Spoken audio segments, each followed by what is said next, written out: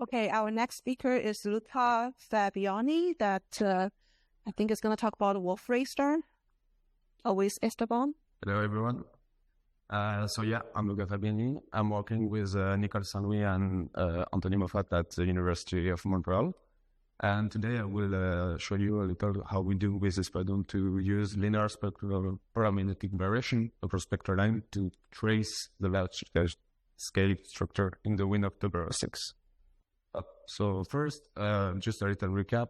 WR6, it's a double Wolf-Rayet star, so we can see the hydrodynamic structure because it's hidden behind its thick wind. So here you have an example of the beautiful dolphin nebula with WR6 in its eyes. So WR6 is a well-known star because it's a Wolf-Rayet that has a periodicity. So it was for a long time thought to be a binary. The problem is that the form of the variation are changing with time, depending of the epoch you observe. And an alternative proposition to explain this variation that depend of the time are being CRR, that stands for rotating interaction region. And here you have the first model for massive star for all stars presented by Kramer and Woki in 1996. So basically it's generated by a spot and an inhomogeneity at the surface that enhance the flux that propagates in the... I was saying that the CR is created by the spot on the surface that enhance the flux, and then it propagates in the wind with the rotation of the star, taking this spiral-shaped structure. So the question is, we are interested to look with this model to search for this in Wolf-Rayet stars, and there has been a lot of evidence for this. So here you have the first loop detection in the QU plane by one of the first by Schucklerbeck in 1990. We developed a model from that with Christian Bra and Richard and Nias developed a model, to be exact, and we helped it to try to reproduce the same behavior. So we by analysis again the data that you have a real model version here. We analyzed that there were a difference of behavior between the two parts of the line compared to the line center, with a linear variation for the red part and a PA variation leading to the loop.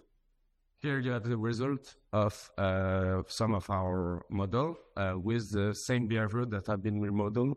So you have the linear, I don't have a laser, but you have the linear part here and the loop that is created depending on where the CR is in front of the star. Maybe I should have explained that first. The model is really simple. It's just a conical CR rotating with the star, and the loop produced in the QU plane depend on the position of the CRR compared to our line of sight. So finally, I will show you the Espadon data that we will get. First, we were looking for the first loop I showed you was a combined spectra. They combine night to increase the SNR. So we wanted to look for individual night that has its signature, and with Espadon it was possible thanks to its SNR. So here you are. We had Fourier in 2009. We have other data that I don't have the time to show you here, but what we can see is that the behavior is really well reproduced, and we were able to look directly to the PA, the position angle variation, and we reproduce quite well with the same amplitude of variation, the rotation that we observe in the blue part, and keeping the red part stagnant. So I will leave you here with the new data and telling you that we have new data covering better the phase of the WR6. We will work to improve the model to be able to reconstruct maybe the position of the CRR or the multiple CRR and try to reproduce this more complex signature. Thank you. Thanks, Luca. I suggest we set up for the next talk while taking questions. So we can take one question, but let's set up for the next remote speaker talk. Nice work, Luca. Thank you for the talk. When you're doing the models, try to reproduce the polarization signatures, what kind of density contrast do you need in the CIR? So for a given radius, for instance, how how overdense would the CIR be compared to the rest of the wind? Like, what the density comparison between the CIR and the rest of the wind? Yeah.